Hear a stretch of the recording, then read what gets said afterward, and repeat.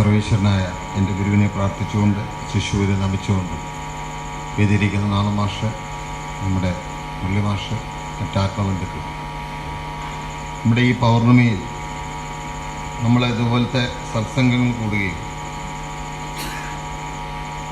ഇങ്ങനെയുള്ള സമയങ്ങളിൽ പ്രാർത്ഥിക്കാനുള്ള ഒരു അറിവ് നേടിയ വളരെ കുറച്ച് ജനങ്ങളാണ് നമ്മൾ. കാരണം കഴിഞ്ഞ ഈ മാസത്തെ കർക്കിടക മാസത്തിൽ കറുത്ത വാവിനെ നിങ്ങൾ കണ്ടിട്ടുണ്ടാവും. ഭയങ്കരമായ വെലിയിടലും കാര്യങ്ങളും.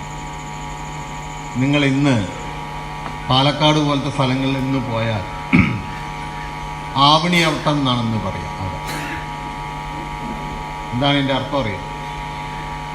ബ്രാഹ്മണന്മാർ അവരുടെ പൂന്നൂല് മാറ്റുന്നതും അവരുടെ പിതൃക്കൾക്ക് വേണ്ടി പ്രാർത്ഥിക്കുകയും ചെയ്യുന്ന ദിവസമാണ്.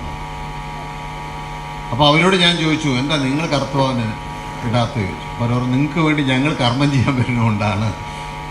നമുക്ക് കർമ്മം ചെയ്യുന്നവരാണല്ലോ, അതുകൊണ്ട് ഞങ്ങൾ എന്ത് ചെയ്തു, ഞങ്ങളുടെ കർമ്മം വെളുത്ത പാവിലേക്ക് മാറ്റിവെച്ചു എന്നാണ്. വളരെ ബുദ്ധിപൂർവവും വേദാന്തവുമായ മറുപടിയാണ്. മനസ്സിലായോ? ശരിക്കും അവർക്കും അറിയാം, നമ്മളും ഭൂമിയും ചന്ദ്രനും സൂര്യനുമായി നിൽക്കുന്ന ഈ ഒരു കർമ്മത്തിൽ ഒരു ജീവൻ്റെ ഗതിവിധികളെക്കുറിച്ച് വളരെ വ്യക്തമായി നമ്മൾ പല ഗ്രന്ഥങ്ങളിലും പറഞ്ഞിട്ടുണ്ട്. ഭാരതീയ ഗ്രന്ഥങ്ങൾ, സനാതന ധർമ്മത്തിൻ്റെ ഗ്രന്ഥങ്ങൾ. അവിടെ അതിനെ മറച്ചു വെച്ചുകൊണ്ട്, അതാണ് നമ്മൾ രാവിലെ ചൊല്ലാറുള്ളത്, മൂടപ്പെടുന്നു പൊൻപാത്രം കൊണ്ട് സത്യൻ മതിമുഖം. അതുപോലെ മറച്ചു വെച്ചുകൊണ്ട് നമ്മളെ കൊണ്ട് ഒരു തെറ്റായ രീതിയിലുള്ള കർമ്മങ്ങൾ കൊണ്ടുവരും. അങ്ങനെ വരുമ്പോൾ ഉണ്ടാവുന്ന പ്രശ്നങ്ങളാണ് ഇപ്പോൾ ഇവിടെ മുമ്പ് പറഞ്ഞ പല അനുഭവത്തിൽ നിങ്ങൾക്ക് മനസ്സിലാവാൻ സാധിക്കും. അതാണ് ഗുരുവിൻ്റെ ഗുരുവാണിയിൽ അത് വളരെ വ്യക്തമായി പറയും. നിങ്ങൾക്ക് ഓർമ്മയുണ്ടാവുമെന്ന് വിചാരിക്കുന്നു. ഞാൻ ഒന്നും കൂടി അത് നോക്കി വായിക്കാം, കാരണം അതിൽ ഇതായതുകൊണ്ട്. കർമ്മം തീർക്കാനുള്ള ഭൂമി കർമ്മഭൂമിയിലേക്ക് വരുന്ന സൂര്യൻ്റെ ശക്തി കൊണ്ട് പരിണാമം സംഭവിച്ച ജീവൻ്റെ ഗതിവിധികൾ കൊണ്ടാണെന്നവർ. ഈ വാക്കിൽ ഏകദേശം നമുക്കൊരു 5 മണിക്കൂർ സംസാരിക്കാനുണ്ട്, അല്ലേ? ജീവൻ്റെ ഗതിവിധികളാകുന്ന ആണ് ഈ ശരീരം. അതാണ് ഗുരു പറഞ്ഞത്, ഈ ശരീരം കിട്ടുന്നത് 2 തരത്തിലാണെന്നവർ. ഒന്ന്, ഈ പാപശക്തിയുടെ ഭാവമായി നമുക്ക് കിട്ടുന്ന കർമ്മത്തിൻ്റെ ഫലമാണത്ര എന്ത്, ഈ ശരീരം. പിന്നെ ഒന്ന് വരുന്നത് ഇതിൻ്റെ അധികാരികളായിട്ടാണ്. അവർ ഒരു യുഗത്തിൽ 5 വരും. അവർക്ക് ശരീരം എടുക്കേണ്ട ആവശ്യമില്ല. പക്ഷെ അവർ വരുന്നത് എന്തിനാ? ഈ യുഗത്തിൻ്റെ ധർമ്മം അപ്പപ്പോൾ ശരിയാക്കാൻ വേണ്ടി മാത്രമാണ് അവർ വരുന്നത്. പിന്നെ വരുന്നതാണ് നമ്മളെപ്പോലത്തെ, നമ്മുടെ സർവസ്വമായ ഗുരുവിനെ പോലത്തെ മഹാത്മാക്കൾ. അവർ കാലാന്തര ഗുരുക്കന്മാർ. എന്താണ് കാലാന്തര ഗുരു എന്ന് പറഞ്ഞാൽ?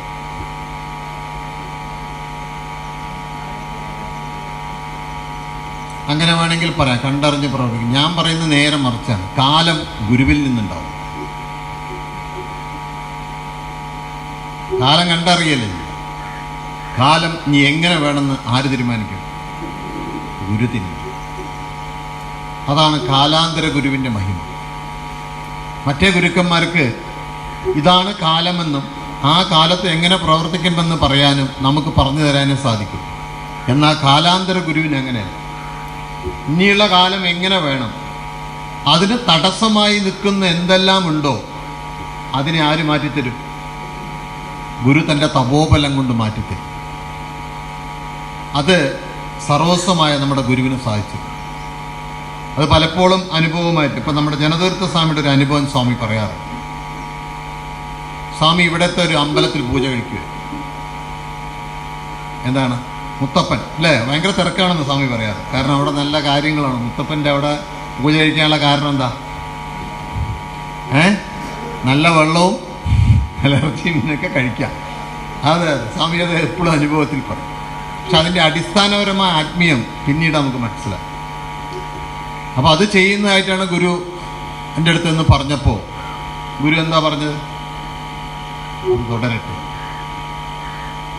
അതാണ് കാലാന്തര ഗുരുവിൻ്റെ കർമ്മം, അല്ലേ?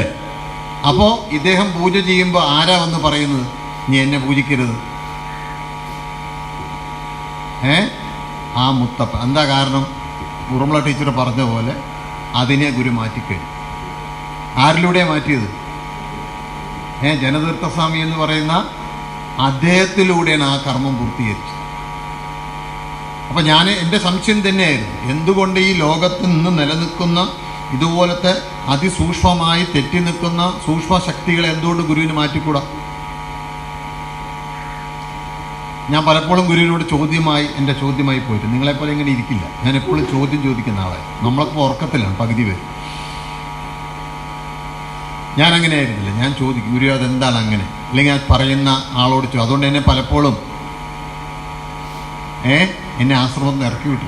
ഇപ്പോഴല്ല കേട്ടോ, 94 കാലങ്ങളിൽ ഗുരുവല്ല, അന്ന് ഈ സംസാരിക്കുന്ന ആൾക്കാർ വെട്ടിത്തരം പറഞ്ഞ് ഞാൻ ചോദ്യങ്ങൾ ചോദിച്ചു. അപ്പോൾ ഗുരുവിനോടെല്ലാം സംശയം ഇതായത്. അപ്പോൾ ഗുരു പറഞ്ഞത് തിരിച്ചെന്നോടൊരു ചോദ്യം ചോദിച്ചു. സ്കൂളിൽ പോകാത്തവനും പോയവനും പഠിച്ചവനും പഠിക്കാത്തവനും ജയിച്ചവനും ജയിക്കാത്തവനും, അല്ലേ, പരീക്ഷ എഴുതിയവനും എഴുതാത്തവനും സമരം ചെയ്തവനും കല്ലെറിഞ്ഞവനും അതിനുവേണ്ടി അധ്വാനിച്ചവനെയൊക്കെ ഒരേപോലെ പാസ്സാക്കി വിടാൻ പറ്റുമോ ചോദിച്ചു. അവന് പറ്റില്ല.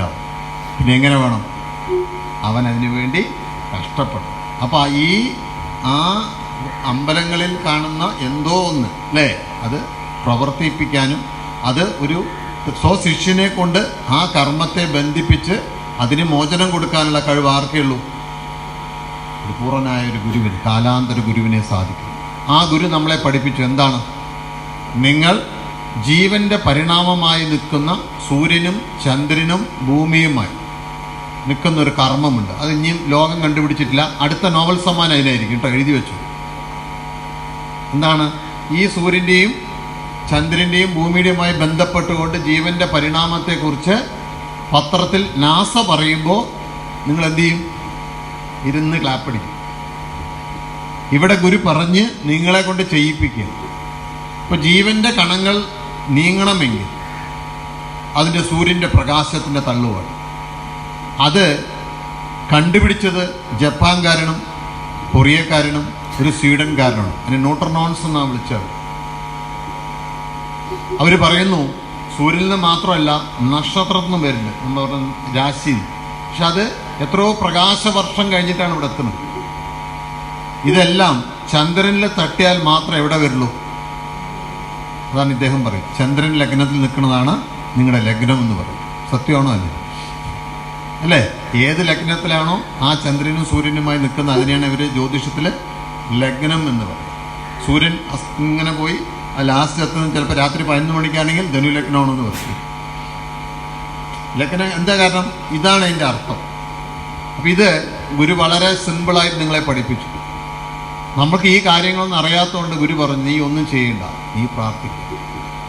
ഈ പൗർണമി ദിവസം നിന്റെ പിതൃക്കൾ എന്നുവെച്ചാൽ നിന്റെ ജനറ്റിക്കിൽ വന്നിട്ടുള്ള ദോഷങ്ങൾ, ഇതുപോലെ നമ്മൾ അറിഞ്ഞോ അറിയാതെ പ്രാർത്ഥിച്ചു പോയിട്ടുള്ള ഒരുപാട് കാര്യങ്ങൾ നമുക്കറിയില്ല. നമ്മൾ ചെയ്തിട്ടുള്ള ഒരുപാട് ആരാധനാ രീതികൾ നമ്മൾ ശരിയാണെന്ന് പറഞ്ഞ് ചെയ്തു പോയത് കൊണ്ട് നമ്മുടെ വീട്ടിൽ വന്നിട്ടുള്ള രോഗങ്ങളും വിഷമങ്ങളും നമ്മളെ ബാധിച്ചുകൊണ്ടിരിക്കുന്നു. അപ്പോൾ ഗുരു പറയാറുണ്ട് എപ്പോഴും ഈ ഫിക്സ് വരുന്ന കാര്യം അതെന്തുകൊണ്ടാണ് വരുന്നത്? ദുർദേവതകളെ ആരാധിച്ചുകൊണ്ടാണ് വരുന്നതെന്ന് ഗുരു പറയാറ്. അതുപോലെ നമ്മുടെ ശരീരത്തിൽ സോറിയാസിസ് എന്ന് പറഞ്ഞൊരു രോഗം വരും, കണ്ടിട്ടുണ്ടോ? പൊട്ടി ഒലിച്ച്, അല്ലേ? അത് ഈ സർപ്പ ആരാധനയുടെ കർമ്മം കൊണ്ട് വരുന്നതാണ്. ഇതൊന്നും നമ്മൾ ആഗ്രഹിച്ച് ചെയ്തതല്ല, നമ്മൾ അറിയാതെ ചെയ്തു പോയത്. ഞാൻ എൻ്റെ അമ്മയുടെ അനുഭവം തന്നെ പറഞ്ഞിട്ടുണ്ട്. അവരൊരു വലിയൊരു ക്ഷേത്രത്തിൻ്റെ ഉടമസ്ഥൻ നിലയിൽ ഗുരുവിനെ കാണാൻ ചെല്ലുമ്പോൾ അതുകൊണ്ട് അമ്മയ്ക്ക് വരാൻ പോകുന്ന വലിയ അപകടത്തെക്കുറിച്ച് പറഞ്ഞു കൊടുക്കും. അതോടുകൂടി ബലൂൺ കാറ്റുകൂരിവിട്ട പോലെയാണ് അമ്മ തിരിച്ചു വരും. കാരണം അവർക്ക് അറിയില്ലായിരുന്നു ഇത് വലിയൊരു കാര്യമാണെന്ന് വിചാരിച്ചു. ഇതിൻ്റെ ശരി തെറ്റുകളെ പറഞ്ഞ് ഈ പൗർണമിയിൽ അവർക്കും കൂടി മോചനം കൊടുക്കാനാണ് നിങ്ങൾ പ്രാർത്ഥിക്കുന്നത്. അത് നിങ്ങൾ മനസ്സിലാക്കണം. നിങ്ങൾക്കല്ല. നിങ്ങൾ എന്തിനെയാണോ ആരാധിച്ചത് അതിനും കൂടി മോചനം ആരാണ്? നിങ്ങൾ കൊടുക്കണം എന്നാണ് ഗുരു പറഞ്ഞത്. അത് നിങ്ങളുടെ മുന്നിൽ വന്ന് നിൽക്കും. അതാണ് ജനനൃത്ത സ്വാമിയുടെ മുന്നിൽ വന്ന് നിന്നത്. അദ്ദേഹം ആരാധിക്കുന്ന സാധനം അദ്ദേഹത്തിന് മുന്നിൽ നിന്നിട്ട് എന്താ പറയണത്? അല്ലേ, എന്നെ നിങ്ങൾ ആരാധിക്കരുത്, നിങ്ങൾ ഗുരുവിൻ്റെ അടുത്ത് പോകണം. പിന്നെ അവരൊന്ന് ക്ഷേത്രമൊക്കെ ഇട്ടിട്ടുണ്ടെങ്കിലും അവിടെ ആ സാധനം കാണില്ല. ഇതേപോലത്തെ എത്രയോ അനുഭവത്തിൻ്റെ വശം ഈ പൗർണമിയുമായി ബന്ധപ്പെട്ടുകൊണ്ട് നമുക്ക് പറയാൻ സാധിക്കും. ഇതേപോലെ തന്നെയാണ് ഗുരു പഠിക്കുന്നില്ല എന്ന് പറയുന്ന കുട്ടികളുടെ അടുത്ത് ഗുരു എപ്പോഴും പറയേണ്ട, പൗർണമിക്ക് നിങ്ങൾ ഉറക്കമൊഴിച്ച് രാവിലെ മുതൽ സ്കൂളിൽ പോവാതെ ഉറക്കമൊഴിച്ച് അവിടെ ഇരുന്ന് പ്രാർത്ഥിക്കാൻ പറ്റും. ഗുരുവാണികൾ എഴുതാൻ പറ്റും. അങ്ങനെ ചെയ്യുമ്പോഴാണ് അവരുടെ ബുദ്ധിയുടെ തലങ്ങളിൽ കിടക്കുന്ന ന്യൂറോൺസുകളെല്ലാം മാറ്റം വരും. പക്ഷെ ഇത് മനസ്സിലാക്കാനോ അതനുസരിച്ച് പ്രവർത്തിക്കാനുള്ള ഭാഗ്യം നമുക്കില്ല. കാരണം നമ്മുടെ ഉള്ളിൽ ഭാഗ്യക്കുറവുകൊണ്ട് നമ്മൾ ഓടുകയാണ്. നമ്മൾ ഭാഗ്യക്കുറവുള്ളതുകൊണ്ട് എന്ത് സംഭവിക്കും? നമുക്ക് സമയമില്ല, തീരെ സമയമില്ല. ഭാഗ്യമില്ലാത്തവന് ഒട്ടും സമയം ഉണ്ടാവില്ല, അവൻ നെട്ടോട്ടത്തിലാണ്. ഭാഗ്യമുള്ളവനോ അവന് വലുതായിട്ടൊന്നും ചെയ്യണ്ട, അവൻ ഇരുന്നവിടെ വരും. എല്ലാ കാര്യങ്ങളും ഇരുന്നവിടെ വന്ന് ചേരും. അപ്പം ഇതിന് വരണമെങ്കിൽ നിങ്ങളുടെ ചിന്തയിലും നിങ്ങളുടെ വാക്കിലും നിങ്ങളുടെ പ്രവൃത്തിയിലും നിൽക്കുന്ന നിങ്ങളുടെ പ്രതുക്കളാണ്, നിങ്ങൾ ആരാധിച്ചവയാണ്, നിങ്ങളുടെ ജീവൻ്റെ പഴക്കമാണ്. ഈ മൂന്നിലും ഈ ധർമ്മമില്ലെങ്കിൽ നിങ്ങൾ ഒരാളോടൊരു സാധനം എടുത്ത് കൊടുക്കുമ്പോൾ പോലും അയാൾക്ക് ഇഷ്ടപ്പെടില്ല. നിങ്ങൾ ഒരാളോടൊരു ചെറിയ സംസാരം നടത്തിയാൽ പോലും അവർക്ക് എന്ത് വരില്ല? ഇഷ്ടമുണ്ടാവില്ല. അതിൻ്റെ കാരണം ഗുരു പറഞ്ഞത് ഈ രീതിയിലുള്ള തെറ്റായ ഇതിൻ്റെ ധർമ്മവും ഇതുപോലത്തെ കർമ്മങ്ങളും. ഒരാളെ രക്ഷിക്കാൻ വേണ്ടി ഗുരു ശ്രമിക്കുമ്പോഴും അയാൾ രക്ഷപ്പെടാത്തതിൻ്റെ കാരണം എന്താണ്? ഹർഷി ഈ 3 പേരാണ്. അതുകൊണ്ട് നമ്മുടെ ഗുരുവാണിയിൽ വ്യക്തമായി അത് പറയുന്നുണ്ട്. ആദ്യം വന്നിട്ട് എന്ത് ചെയ്യും? നമ്മുടെ ആരംഭശൂദ്യം കാണിക്കും, ഭയങ്കര ഭക്തിയായിരിക്കും. ആശ്രമത്തിൻ്റെ 2ാം നില വരെ അടിച്ചു വരും, ഭയങ്കര കർമ്മമായിരിക്കും. പിടിച്ചാൽ കിട്ടില്ല. അവർ പലതും മാറ്റണം. അവിടെ നിൽക്കുന്നവരെ പലവരുടെയും തിരുത്താൻ അദ്ദേഹം ശ്രമിക്കും. ഇവിടെ ആശ്രമത്തിൽ 30 വർഷമായി നിൽക്കുന്ന ഡോക്ടർ മുരളി സാറിനെ വരെ ആര് തിരുത്താൻ നോക്കും? ഈ വന്ന ആൾക്കാർ തിരുത്താൻ നോക്കും. ഇതൊരു ഭാഗം. ഇതിൻ്റെ കാരണം ഈ സാധനങ്ങളാണെന്ന് പറയും. അവരുടെ കർമ്മം കാണുമ്പോൾ നമ്മൾ ഞെട്ടിപ്പോകും. അതുകൊണ്ടാണ് ഗുരു പറയുന്നത്, വന്നും പോയി നിന്നാ മതി. അവസാനം ഇവിടെ പേപ്പറിൽ അർഷി വായിക്കും, പഴയ അനൂപേട്ടനെ കാണാനില്ല, അതിൻ്റെ രാഘവേട്ടനെ കാണാനില്ല. വേറൊന്നും കൊണ്ടല്ല. നോക്കൂ, ഗുരുവിൻ്റെ സഹചാരിയായിരുന്ന ബാബുസ്വാമി, ഞങ്ങളൊക്കെ ബാബുസ്വാമി എന്നാണ് വിളിക്കുന്നത്. ബാബുവേട്ടനെന്നോ ബാബുവണ്ണനെന്നല്ല വിളിക്കുന്നത്, ബാബുസ്വാമി. നമുക്ക് സന്യാസമൊന്നും കിട്ടിയില്ലെങ്കിലും വിളിക്കുന്നത് എന്താണ്? എന്താ കാരണം? ശിവഗിരി തൊട്ട് ഗുരുവിൻ്റെ സഹചാരിയായി. ഇപ്പോഴല്ല, ഗുരു അവിടെ ശാന്തിയായി നിൽക്കുന്ന കാലം തൊട്ട് അദ്ദേഹത്തിന് അറിയാം ഗുരുവിൻ്റെ കൂടെ. ഗുരു അവിടെ ശാന്തിഗിരി തുടങ്ങിയപ്പോൾ അവിടെ ഉണ്ട്. അത് കഴിഞ്ഞിട്ട് പോത്തങ്കോട് ശാന്തിഗിരി വന്നപ്പോഴും ആരുണ്ട്? അദ്ദേഹമുണ്ട്, ബാബുസ്വാമി. അദ്ദേഹത്തിന് ഗുരുവിനെ കുളിപ്പിക്കുമ്പോൾ ഈ പറയുന്ന ദേവീദേവന്മാരെല്ലാം ഈ വെള്ളം പുണ്യമായി എടുക്കുന്നത് കുളിത്തും വീഴുന്നതും ചാടുന്നതും ഒക്കെ അദ്ദേഹത്തിന് കാണും. അതോട് പേടിച്ച് കുളിപ്പിക്കുമ്പോൾ വരച്ച് വീഴും ചേർന്നു.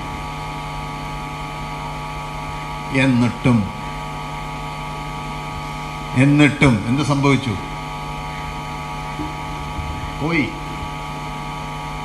പോയത് അവരുടെ കുറ്റം കൊണ്ടൊന്നല്ല. അത് ഗുരു എപ്പോഴും പറയും, ആരുടെയും കുറ്റമായി നിങ്ങൾ കാണരുത്.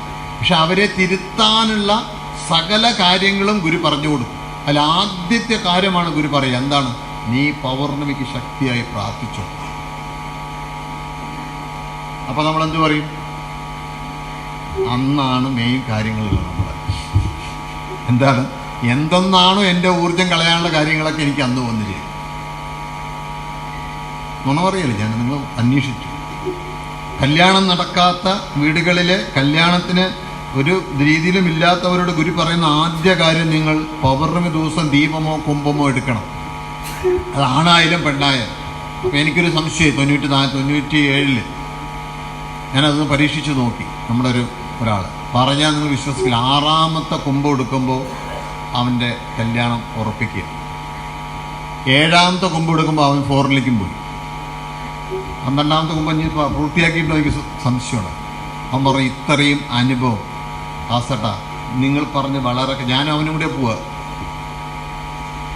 അപ്പം ഇത് വളരെ വ്യക്തമായി ഗുരു നമുക്ക് പറഞ്ഞു തന്നത് അനുഭവത്തിലൂടെ. അനുഭവം പറഞ്ഞ് നമ്മൾ കാണുന്ന അനുഭവമല്ല, ഇത് ദർശനത്തിൽ കാണുക ഇതിൻ്റെ കാര്യം.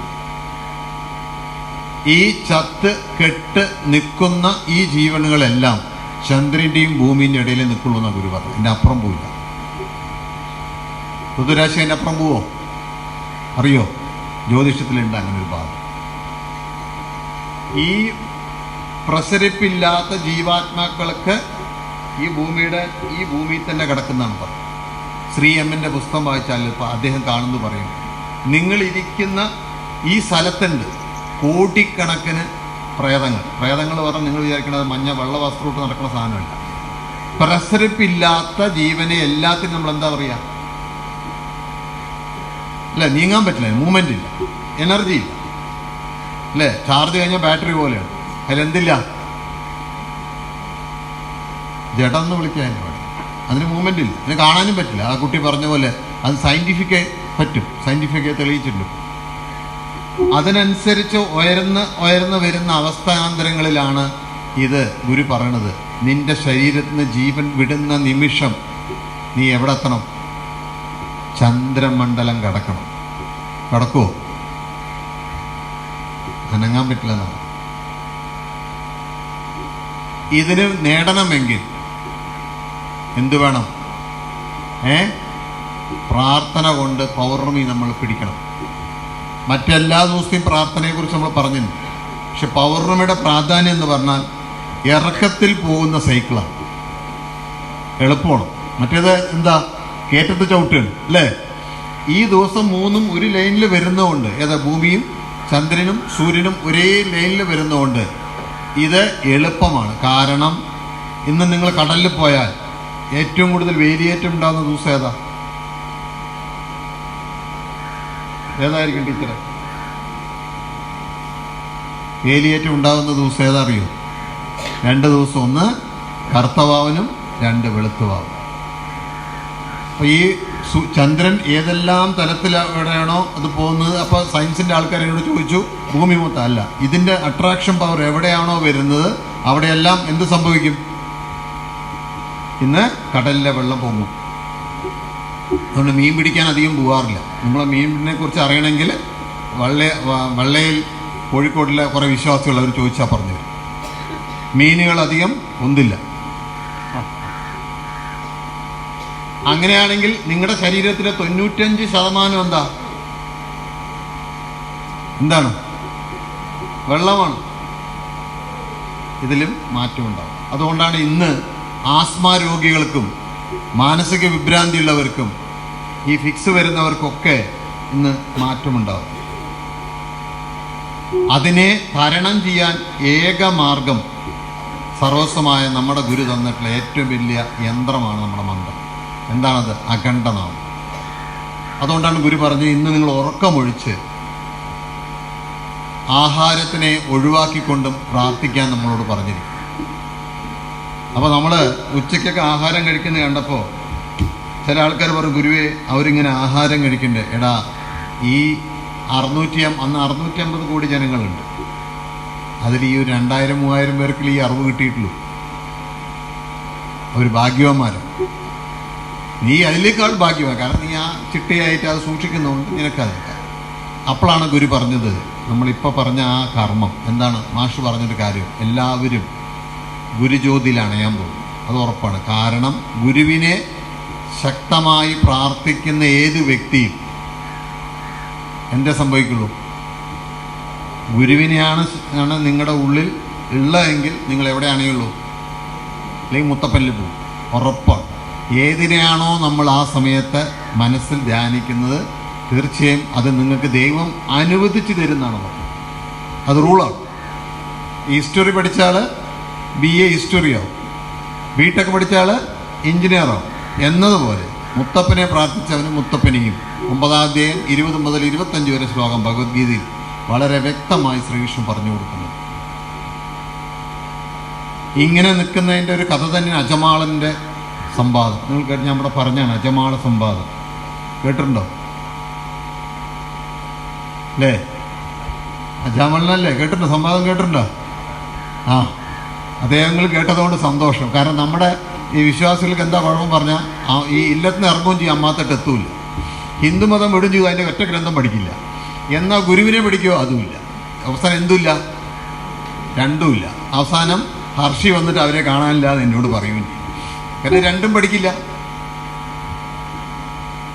അതിലെ ഒരു കഥയാണെന്ന് പറഞ്ഞാൽ ഒരു ബ്രാഹ്മണനാണ് അദ്ദേഹം. ബ്രഹ്മജ്ഞാനം നേടിയിട്ടുള്ള ഒരു ബ്രാഹ്മണനായ അദ്ദേഹം അച്ഛനമ്മയൊന്നും സുഖമായി ജീവിക്കുന്ന സമയത്ത് ഒരു പ്രത്യേക സന്ദർഭത്തിൽ അദ്ദേഹത്തിന് വൈകാരികമായ ചിന്ത വന്ന് ഒരു വേശ്യയുടെ കൂടെ പോയി ജീവിക്കണം. അച്ഛനമ്മയൊന്നും നോക്കില്ല. അതിൽ 2-3 മക്കളൊക്കെ ഉണ്ടാവും. അതിൽ ഒടുവിലത്തെ മകൻ്റെ പേര് നാരായണൻ എന്നിടും. അപ്പോൾ ഈ കുട്ടി വളരെ ചെറിയ കുട്ടിയായതുകൊണ്ട് ഭയങ്കര ലാളനയാണ്. പക്ഷേ അജമാളൻ എന്ന് പറയുന്ന അദ്ദേഹത്തിന് മരണം സംഭവിക്കും. അപ്പോൾ മരണശൈലിയിൽ കിടക്കുമ്പോൾ ഇദ്ദേഹത്തിന് മുന്നിലേക്ക് ആരേ വരുള്ളൂ? വിരൂപമായ ഇദ്ദേഹം ആരാധിച്ചിട്ടുള്ള അതികറുത്ത വിരൂപികൾ ഇദ്ദേഹത്തിന് മുന്നിലേക്ക് വരും. അപ്പം ഇദ്ദേഹത്തിൻ്റെ മനസ്സിൽ തോന്നുന്ന തോന്നൽ എന്താണ്? എൻ്റെ മകൻ ഇത് കണ്ട് പേടിക്കില്ലേ? ഏറ്റവും അടുത്തുള്ള ആൾ. അപ്പം നാരായണ നാരായണ മാറിപ്പോന്ന് പറയാൻ വേണ്ടി പഠിച്ചു. മാറിപ്പോന്ന് പറയാൻ പറ്റില്ല, നാരായണ നാരായണ എന്ന് വിളിച്ചു. അപ്പോൾ കാണുന്നത് എന്താ? അതീവ പ്രകാശമായ വൈഷ്ണവ ഗുരുവിൻ്റെ വൻ കിങ്കരന്മാർ വരും. അവരും കാലഭൈരവൻ്റെ ആൾക്കാരും കൂടി സംസാരിക്കുന്നതാണ് അജമാള സംവാദം. അത് നിങ്ങൾ പഠിക്കുക. ഓരോ കാര്യം ചെയ്തതിനും ഓരോ ധർമ്മം സംഭവിക്കുന്നു. ഇതെല്ലാം തെറ്റുകൾ ഇയാൾ ചെയ്തിട്ടുണ്ടെങ്കിലും അവസാന നിമിഷം ഒരു ഗുരുവിനെ സ്മരിച്ചതിൻ്റെ ഫലമായിട്ട് അയാൾക്ക് എന്തിനെ കിട്ടി? ഈ വിരൂപമായ നമ്മൾ ഇന്നിവിടെ പറയുന്ന ഗുളികനും കുട്ടിച്ചാത്തനും പാമ്പും പിന്നെ ആരാണ് മറ്റേ ആൾ ഇറച്ചിമീനും കഴിക്കാനുള്ള പേര്? ആ മുത്തപ്പനും. ഇതൊന്നും നമ്മുടെ മുന്നിൽ പിന്നെ കാണില്ല എന്നാണ്. ഇതാണ് നിങ്ങൾ ചിലപ്പോൾ ചിലവർ മരണപ്പെടുമ്പോൾ കിടന്ന് പടയും നമ്മൾ വായിൽ വെള്ളം ഒഴിക്കും. ഇത് കണ്ടിട്ട് അല്ലേ ഇതുമായി ചേരാതെ പോകും.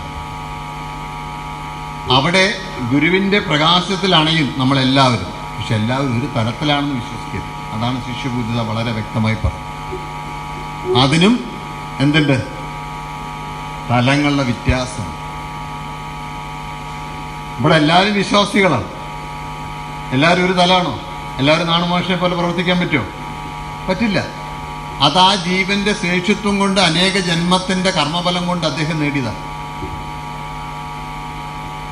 അത് ഇതേപോലത്തെ ഓരോ വയം കൊണ്ട്, വ്രതം കൊണ്ട് അല്ലേ, പൗർണമി വ്രതം കൊണ്ട് നമ്മൾ ഘട്ടം ഘട്ടമായി നേടിയെടുക്കേണ്ടത്. അപ്പൊ എന്ത് ചെയ്യണം? രാവിലെ മുതൽക്ക് തന്നെ നമ്മൾ ഇവിടെ ഉണ്ടായിരിക്കണം. ഈ കർമ്മത്തിന്റെ ഭാവത്തിൽ നമുക്ക് ഇനിയൊരു ജന്മത്തിന്റെ കർമ്മം വരാതിരിക്കാം. എന്ന് പറഞ്ഞാൽ ശരീരമാവുന്നത് കർമ്മത്തിന്റെ പൂർത്തീകരണത്തിനാണെങ്കിൽ ഈ കർമ്മത്തിന്റെ പൂർത്തീകരണം വരണമെങ്കിൽ എന്ത് ചെയ്യണം? ഗുരു പറഞ്ഞ സിലബസ് കൃത്യമായി പഠിക്കണം, അത് കൃത്യമായി ചെയ്യണം. അതിന് പകരം നമ്മൾ എന്ത് ചെയ്യും? എല്ലാവർക്കും ന്യായപ്രമമാണ് രാവിലെ തൊട്ട്. അതുകൊണ്ട് രാവിലെ ഞാൻ തന്നെ റൂമിൻ്റെ ഉള്ളിൽ ഒളിഞ്ഞിരിക്കുകയാണ്. എല്ലാവരും വന്ന് യാത്ര ചോദിക്കുന്ന തിരക്കാണ്. എന്താ കാരണം എന്ന് പറഞ്ഞാൽ അവിടെ പോയിട്ട് ഒരു കാര്യമില്ല. ഇവരില്ലെങ്കിൽ ഇപ്പോൾ കാര്യങ്ങളൊക്കെ അവിടെ ഇപ്പോൾ ഉണ്ടാവില്ല. ഉണ്ടാവും. മൻമോഹൻ സിംഗ് ഇല്ലാതെ ഇന്ത്യ ഇല്ല എന്ന് പറഞ്ഞു. മൻമോഹൻ സിംഗ് ഇല്ലാതെ ഇന്ത്യ പോകണില്ലേ? നെഹ്റു ഇല്ലാതെ ഇന്ത്യ പോകണില്ലേ? പോണ്ട് അല്ലേ? അത് പോയിക്കൊണ്ടിരിക്കും. പക്ഷെ നമ്മുടെ തോന്നൽ ഞാനില്ലെങ്കിൽ അവിടെ എന്തൊക്കെയോ സംഭവിക്കും. ഞാൻ എന്ന ഭാവം പോയി കഴിഞ്ഞാലോ ഒന്നും സംഭവിക്കാൻ പോകില്ല. അവിടെ ഒരു പിണ്ണാക്കില്ല നമ്മളെ അവിടെ ഇല്ലെങ്കിൽ. അപ്പം നമ്മുടെ ഉള്ളിൽ ഈ ഒരു ദിവസം നമ്മൾ ആരാധിച്ചവയ്ക്കും നമ്മുടെ പിതൃക്കൾക്കും നമ്മുടെ ജീവനും ഈ അറിവ് കിട്ടാൻ വേണ്ടിയാണ് പൗർണമി പ്രാർത്ഥന. ധർമാനന്ദ സ്വാമി ഒരിക്കലൊരു അനുഭവം പറഞ്ഞു. അദ്ദേഹത്തിൻ്റെ ഒരു കാര്യത്തിൽ അദ്ദേഹം കണ്ട കാര്യം ഗുരുവിനോട് പറഞ്ഞപ്പോൾ പറഞ്ഞു, നീ എന്നെ വിട്ടുപോകും. ഭയങ്കര പ്രശ്നമായി. ഇദ്ദേഹം കരഞ്ഞ് ഗുരുവിൻ്റെ കാലിൽ വീണു. എന്നിട്ട് പറഞ്ഞെന്താണ്? ആനയെ ചങ്ങലക്കിട്ട് കെട്ടിയിടുന്നത് പോലെ മയക്ക് പിടിച്ച് കെട്ടി എന്നെ എന്ത് ചെയ്യണം? അങ്ങ് എന്നെ ഇവിടുന്ന് വിടരുത്, എന്തൊക്കെ വന്നാൽ. അദ്ദേഹം ഒരിക്കലും എന്നോട് പാലക്കാട് വെച്ച് പറഞ്ഞു. അപ്പോൾ ഗുരു പറഞ്ഞ ഏക കാര്യം, ഇത് നീ കടക്കണമെങ്കിൽ നീ പൗർണമിക്ക് ശക്തിയായി പ്രാർത്ഥനയും ചിട്ടയും നീ സൂക്ഷിക്കും. നമ്മുടെ അവിടെ പാലക്കാട്ടിലെ ഒരു സുരേന്ദ്രൻ പറഞ്ഞ ആൾ കടം കയറിയിട്ട് രക്ഷയില്ല. 7 ഏക്കർ പൊക്കഴി, ഇനി ആകെ 2.5 ഏക്കറും കൂടിയുള്ളൂ. അതും കൊണ്ട് ഞങ്ങൾ വീണ്ടും പോയി. ഇതേപോലെ അന്ന് ഞാനാണ് ഈ പോകുമ്പോൾ ഇങ്ങനെ ഒരു ഡയറി എടുത്തിട്ട് ഗുരുവിനോട് ഓരോന്ന് ചോദിക്കും. കാരണം ഗുരുവിനെ കണ്ട് എനിക്കൊന്നും ചോദിക്കാൻ പറ്റില്ല. അവിടെ സ്തംഭിച്ചു. എന്താ ഒന്നുമില്ല പറയും. അപ്പോൾ ഈ പുതിയ ഐഡിയ ആയിരുന്നത് സത്രവാസ്വാമി പഠിപ്പിച്ചു തരണം അല്ലേ? അപ്പോൾ ചോദിച്ചപ്പോൾ സുരേന്ദ്രൻ പറഞ്ഞ ആളുടെ കാര്യം എന്താണ് ഗുരു പറഞ്ഞത്? എടാ, ഇത് അവൻ്റെ ഒരു ആരാധനയുടെ ദോഷം കൊണ്ട് അവൻ്റെ സമ്പത്ത് പോയിക്കൊണ്ടിരിക്കും. അവനോട് പറയുക, പൗർണമിക്ക് ദീപം എടുത്ത് പ്രാർത്ഥിക്കാൻ പറയാം. ഈ 3 ഏക്കർ പോവില്ല, ഞാനാ പറയണത്. ഇന്ന് അദ്ദേഹത്തിന് 6-7 ഏക്കർ ഉണ്ട് കേട്ടോ. അല്ല, നല്ല സുഖമായി ജീവിക്കുന്നുണ്ട്. തികഞ്ഞ പ്രാർത്ഥനയുണ്ട്. അപ്പം ഇതുപോലത്തെ ആരാധന കൊണ്ടും കർമ്മം കൊണ്ടും വന്നിട്ടുള്ള ദോഷങ്ങൾ നിങ്ങൾക്ക് മാറിക്കിട്ടണമെങ്കിൽ എന്തു വേണം? പൗർണമിയിൽ നിങ്ങൾ ശക്തിയായിട്ട് പ്രാർത്ഥിക്കണം. അല്ലെങ്കിൽ എന്താ സംഭവിക്കുക? എന്തെങ്കിലും ചെറിയ കാര്യങ്ങൾ കൊണ്ട് നമ്മൾ ഗുരുവിനെ വിട്ടുപോകും. ചെറുത് മതി. ഇപ്പം ഇവിടെ തന്നെ ആരോ സുരേന്ദ്രൻ എന്തോ പറഞ്ഞു എന്ന് പറഞ്ഞിട്ട് വരാത്ത ആളുണ്ട്. വന്ദനസ്വാമി നോക്കിയില്ല എന്നിട്ട് വരാത്ത ആളുണ്ട്. ചോറ് കഴിക്കാൻ പോയപ്പോൾ ഉളമ്പി കൊടുത്തില്ല എന്നിട്ട് വരാത്ത ആൾക്കാർ. ഇതൊന്നും അവരുടെ കുഴപ്പമില്ല. ആ പൃഥുരാശിയും അവൻ്റെ ആരാധനാമൂർത്തിയും അവൻ്റെ ജീവനുമായി നടത്തുന്ന പ്രശ്നങ്ങളാണ്. ഇതിനെ സന്തുലനാവസ്ഥയിൽ നിർത്തണമെങ്കിൽ ഒറ്റ വഴിയുള്ളൂ. എന്താ? പൗർണമിക്ക് ശക്തിയായിട്ട് നിങ്ങൾ പ്രാർത്ഥിക്കും. നിങ്ങളുടെ ബിസിനസ്സുകൾ, നിങ്ങൾ അറിയാത്ത പുതിയ പുതിയ ഐഡിയകൾ ആർക്ക് വരും? ആർക്ക് വരും? നമുക്ക് വരും. അതിന് പകരം നമ്മളെന്താ ചെയ്യുക? ഇവിടുന്ന് പോയി ബിസിനസ് ചെയ്യാൻ നോക്കും. ഈ ദിവസം മാറി അല്ലേ? നമ്മളെന്താ ചെയ്യുക? ഇന്ന് ഇവിടെ ഗുരുവിനെ ഒഴിവാക്കിക്കൊണ്ട് ഞാൻ പോയി ബിസിനസ് ചെയ്യാൻ നോക്കും. ഞാൻ ഇതിനെ ഒഴിവാക്കിക്കൊണ്ട് ജോലിക്ക് പോകാൻ നോക്കും. ഞാൻ ഇത് ഒഴിവാക്കിക്കൊണ്ട് പഠിക്കാൻ നോക്കും. അവിടെയാണ് അസ്ഥിവാരമില്ലാത്ത വീടായി നമ്മൾ മാറും. ഇത് ഒഴിവാക്കണമെങ്കിൽ ഇനിയെങ്കിലും നിങ്ങൾ മനസ്സിലാക്കുക, ഓരോ പൗർണമി നമുക്ക് നഷ്ടപ്പെട്ടാൽ അത് നഷ്ടപ്പെട്ട തന്നെയാണ്. പിന്നെ കിട്ടുമോ? നിങ്ങളുടെ വീട്ടിൽ ഗുരു പറയേണ്ടായി, മക്കളും അച്ഛനും അമ്മയും ഒരുമിയില്ലെങ്കിൽ ഏക വഴി പൗർണമിയാണെന്ന് ഗുരു. ആ ഗുരുവാണി എടുത്ത് വായിക്കും. അതിന് സങ്കല്പം പറഞ്ഞു തന്നില്ല ആ ഗുരുവാണി. ആ ഗുരുവാണിയുടെ ഞാൻ മുഴുവൻ എടുക്കാത്തതുകൊണ്ട് സമയം 2:30. ഞാനത് പാവം ഇതൊന്നും കഴിച്ചിട്ടില്ല. അണുമാഷൊന്നും കഴിച്ചിട്ടില്ല. ഞാൻ അവരെ പോലത്തെ ഇത്രയും ആൾക്കാരെ ഇരുത്തിക്കൊണ്ട് നമ്മൾ ഈ ആത്മീയം പറയുമ്പോൾ അത് തലയിൽ കയറൂല. അതുകൊണ്ട് നമ്മുടെ വീട്ടിൽ ഒരുമയുണ്ടാവില്ല എന്ന് 100% ഗുരു പറഞ്ഞിട്ടുണ്ട്. അതെന്താണ് ഞാൻ 5 ഞാൻ നിങ്ങൾക്ക് പറഞ്ഞു തന്നിട്ടുണ്ട്. കൃത്യമായി പറഞ്ഞു തന്നിട്ടുണ്ട്. മതം, ജാതി അല്ലേ, ദുർദേവത ആരാധന, അതനുസരിച്ച് ജീവിതം, അതനുസരിച്ചുള്ള കർമ്മം. ഇത് 5 കൊണ്ട് നിങ്ങൾ എപ്പോഴും ഒരുമിക്കാൻ പോകുന്നില്ല. പക്ഷെ അത് ഒരുമിപ്പിക്കണമെങ്കിൽ അതിൻ്റെ ഇടയിലെ ഗ്യാപ്പ് അടയണമെങ്കിൽ എന്ത് വേണം? ഗുരു എന്ന് പറയുന്ന ആ സത്യത്തിൻ്റെ വാക്ക് നിങ്ങൾ പ്രയോഗിച്ച് പിടിക്കണം. അതിലേറ്റവും പ്രധാനമായി ഗുരു പറയാറുള്ള എന്നും പൗർണമിയാണ്. പിന്നെയാണ് കുംഭമേളകൾ. അപ്പോൾ ഈ പൗർണമിക്ക് നിങ്ങൾ ഇതിനെല്ലാം ഒഴിവാക്കിക്കൊണ്ട് കടമുള്ളവർ കടം തീർക്കാൻ വേണ്ടി വരും.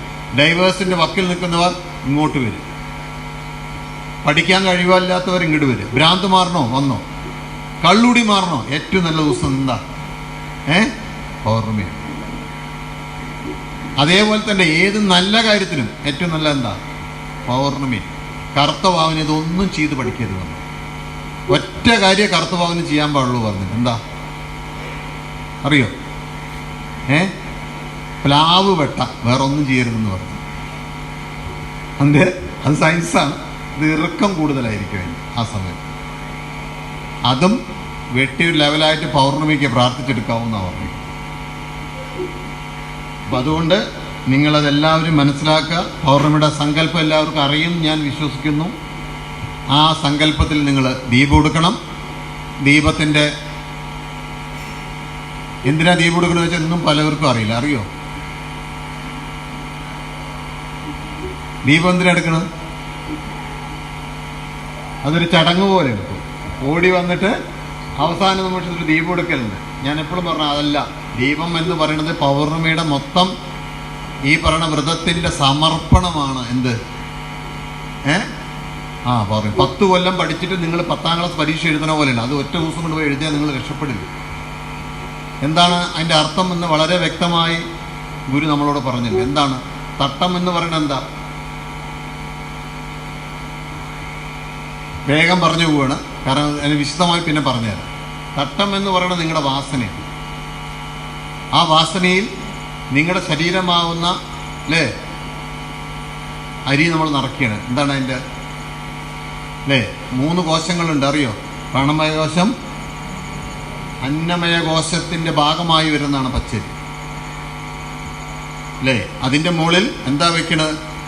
എൻ്റെ ജീവനാവുന്ന ശരീരത്തിൻ്റെ പ്രാണമയ ഇതിൻ്റെ പ്രകാശമായി നിൽക്കുന്ന ഗുരുവിൻ്റെ പ്രകാശത്തിൽ നിറഞ്ഞു നിൽക്കുന്ന പ്രാണമയ കോശത്തെ പ്രതിനിധീകരിച്ചുകൊണ്ടാണ് ആ ദീപം തൊടുന്നത്.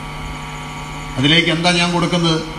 ആരാധനയിലൂടെ ഗുരുവിൻ്റെ പ്രകാശം അതിലേക്ക് സംശ്ലേഷിപ്പിക്കുക. അതാണ് ഞാൻ എടുത്തു നടക്കുന്നത്. അപ്പോൾ എൻ്റെ അന്നമയോത്സവത്തിലൂടെ പ്രാണമയോത്സവത്തിലേക്ക് ജീവനിലേക്ക് ആ പ്രകാശം തട്ടുമ്പോൾ ആ പ്രകാശം എൻ്റെ പ്രതിക്കൾക്കും എൻ്റെ മോഡേൺ സയൻസിൽ പറഞ്ഞ ജനറ്റിക്കിനും എൻ്റെ ലൈഫ് സ്റ്റൈൽ എന്ന് പറയും എൻ്റെ ആരാധനാമൂർത്തിക്കും എൻ്റെ ഞാൻ രണ്ടിലും സയൻസും പറയുന്നു. എൻ്റെ ജീവനും അത് കിട്ടുക, കോൺഷ്യസ് എന്ന് പറയുന്ന ബോധത്തിനും കിട്ടുക. ഇതിനാണ് നിങ്ങളത് എടുക്കണം. അതിന് നിങ്ങൾ തയ്യാറെടുക്കണം എന്നാണ് പറയുന്നത്. ഒരു സുപ്രഭാതത്തിൽ ഒന്ന് എടുത്താലും അത് കിട്ടില്ല എന്ന് ഞാൻ പറയില്ല, കിട്ടും. പക്ഷെ അതിൻ്റെ വളരെ ചുരുക്കമാണ്. അതുകൊണ്ട് അതിനെക്കുറിച്ച് വിശദമായി നമുക്ക് ഇനി ചർച്ച ചെയ്യാം. അതിലെന്തിനാ പഴം വയ്ക്കുന്നതെന്നും അതിലെന്തിനാണ് എണ്ണ ഒഴിക്കുന്നതൊക്കെ വളരെ വ്യക്തമായി ഗുരു പഠിപ്പിച്ചു തന്നു. കുംഭത്തിൻ്റെ കാര്യം അതല്ല, അതിൻ്റെ കാര്യകാരണങ്ങൾ എങ്ങനെയാണ് സൂക്ഷ്മത്തിലും അതെങ്ങനെയാണ് സൗരയൂഥത്തിലും പ്രവർത്തിക്കുന്നതെന്ന് പോലും നിങ്ങൾ എടുത്തുകൊണ്ട് നടക്കുമ്പോൾ നിങ്ങൾക്കറിയില്ല. അത് നമുക്ക് വിശദമായി പിന്നെയും പഠിക്കാം. ഇനി ഉണ്ടല്ലോ പൗർണമി, നമുക്ക് പഠിക്കാം. ഇപ്പം നമുക്ക് അന്നമയ കോശത്തിന് വേണ്ട സാധനം റെഡിയായിട്ടുണ്ട്. അത് കഴിക്കണം എല്ലാവരും, കേട്ടോ. അത് കഴിച്ചുകൊണ്ട് അത് ചെയ്യുക. എല്ലാവരും ഇന്നത്തെ ദീപപ്രദക്ഷിണത്തിലൊക്കെ പ്രാർത്ഥിച്ച് കുടുംബത്തിൻ്റെ സകല ദോഷങ്ങളും മാറാൻ വേണ്ടി പ്രാർത്ഥിക്കണം. ഇത്രയും പറഞ്ഞുകൊണ്ട് എൻ്റെ വാക്കുകൾ ഗുരുപാദങ്ങൾ സമർപ്പിക്കുന്നു. സദ്ഗുരുവേശ്വരൻ.